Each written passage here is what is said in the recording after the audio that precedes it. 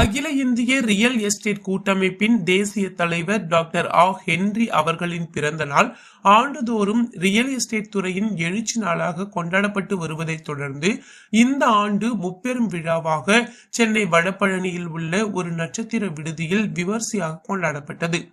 இந்த மாநாட்டிற்கு அகில இந்திய ரியல் எஸ்டேட் கூட்டமைப்பின் தேசிய நிர்வாக செயலாளர் வி ஜெயச்சந்திரன் தலைமை வகித்தார். பொது செயலாளர் நேரு நகர் நந்து, செயலாளர் கிங் மேக்கர் ராஜசேகர், பொருளாளர் சந்திரசேகர், துணைத் தலைவர்கள் கிருஷ்ணகுமார், ஜவஹர் ஆகியோர் முன்னிலை வகித்தனர். தேசிய செயலாளர் கோவை செந்தில்குமார் வரவேற்புரையாற்றினார்.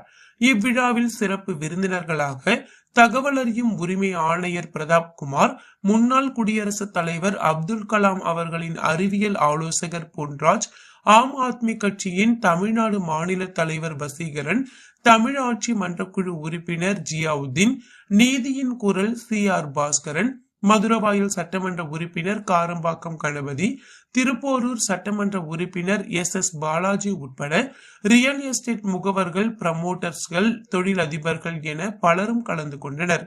சிறப்பு அழைப்பாளர்கள் மற்றும் ஃபெய்ரா நிர்வாகிகளுக்கு நினைவு பரிசுகள் வழங்கப்பட்டது. இந்த நிகழ்ச்சியை லே அவுட் குழு ஒருங்கிணைத்து நடத்தியது.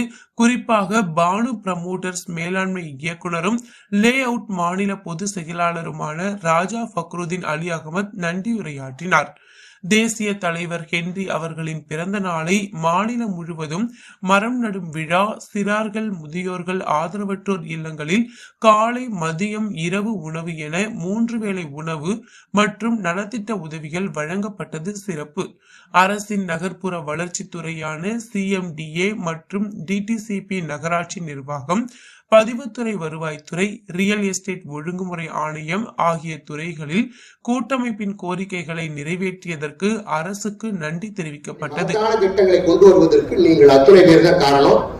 ஒவ்வொருவரும் நீங்க இந்த பிரச்சனை அந்த பிரச்சனை சொல்லும் போது நான் உள்வாங்கிட்டு அது அரசுக்கு பரிந்துரை பண்ணி அதை அப்படியே விட்டுடாம தொடர்ந்து ஃபாலோ பண்ணி அகைன் ரிமைண்டர் லெட்டர் கொடுத்து சம்பந்தப்பட்ட அமைச்சர்கள், அதிகாரிகளை சந்திச்சு அப்புறம் தான் அரசாணையாகவும் சுற்றறிக்கையாகவும் ஒரு கொள்கை முடிவாகவும் வருது. எடுத்த உடனே பேசுற உடனே எல்லாம் வந்துடாது. சோ நிறைய எளிமையா சொன்னாங்க. அதான் தலைவர் பொறுப்பேற்ற அவர் பார்த்துப்பாரு அப்படி 24 மணி நேரம் படிக்காட்டு வருது. நானும் மனுஷன், எனக்கு குடும்பம் இருக்கு, எனக்கு மனைவி இருக்கு, எனக்கு பிள்ளைகள் இருக்காங்க. எந்த அளவுக்கு பணியாற்றுறதுக்கு என்னை அனுமதிச்சவங்க என்னுடைய மனைவியும் என்னுடைய பிள்ளைகளும் தான்.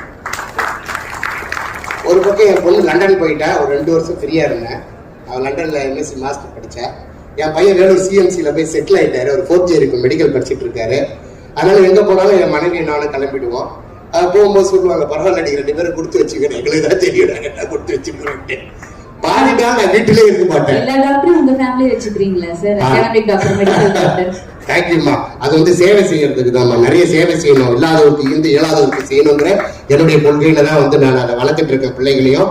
சோ அதனால அப்படி நாங்க போகும் பொழுது வரும் பொழுது எல்லா நேரத்திலும் எனக்கு உறுதுணையா இருக்கிற என்னுடைய மனைவி. பாதி நாள் வீட்டுக்கு வர்றதுனால ஏன்னு கேட்கறது இல்ல, பாதி நாள் நான் வீட்டிலே சாப்பிடறது இல்ல. போற இடத்துல நண்பர்கள் வீட்டுல அப்படி வட்டாரத்துல அப்படி பேரன்பு கொண்டவர்கள் நீங்க எல்லாரும். நான் பெருங்கோபம் கொண்டவன், நிறைய அன்புலாம் சொன்னீங்க. அன்புலாம் எனக்கு சத்தியமா கிடையாது, சுட்டு போட்டாலும் வராது, லவ் பண்ணவே தெரியாது. அந்த அளவுக்கு ஒரு ஜனம் நாடு.